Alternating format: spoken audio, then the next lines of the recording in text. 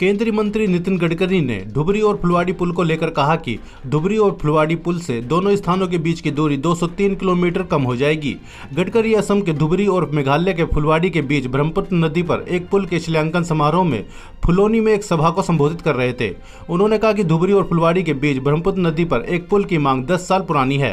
इसके बनने से धुबरी और फुलवाड़ी के बीच की दूरी 203 किलोमीटर कम हो जाएगी।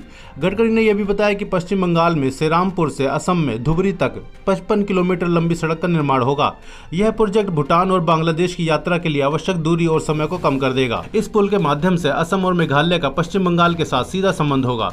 पश्चिम बंगाल के श्रीरामपुर से धुबरी तक 55 किलोमीटर लंबी सड़क का निर्माण अक्टूबर से शुरू होगा। इससे भूटान और बांग्लादेश की यात्रा के लिए आवश्यक दूरी और समय की बचत होगी।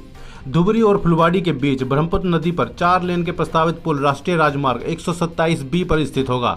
यह असम में धुबरी को मेघालय के फुलवाड़ी, तूरा, रोंगराम और रोंगजेंग से जोड़ेगा। लगभग 4,997 करोड़ रुपए की लागत से बनने वाला यह पुल असम और मेघालय के लोगों की लंबे समय से चली आ रही मांग को पूरा करेगा, जो नदी के दोनों किनारों के बीच यात्रा करने के लिए नौका सेवाओं पर निर्भर थे। यह सड़क से तय की जाने वाली 205 किलोमीटर की दूरी को कम करके 19 किलोमीटर कर देगा, जो पुल की कुल लंबाई है। माजुली पुल राष्ट्रीय राजमार्ग 715K पर स्थित होगा और निमती घाट और कमलाबाड़ी को जोड़ेगा। पुल का निर्माण लंबे समय से माजुली के लोगों की मांग रही है। यहाँ के लोग असम की मुख्य भूमि से जुड़ने के लिए नौका सेवाओं पर निर्भर थे। प्रधानमंत्री कार्यालय के मुताबिक इन परियोजना का उद्देश्य भारत के पूर्वी हिस्सों से निर्बाध संपर्क प्रदान करना है और ब्रह्मपुत्र नदी और बराक नदी के आसपास रहने वाले लोगों के लिए विभिन्न विकासप्रद गतिविधियों को आसान बनाना शामिल है।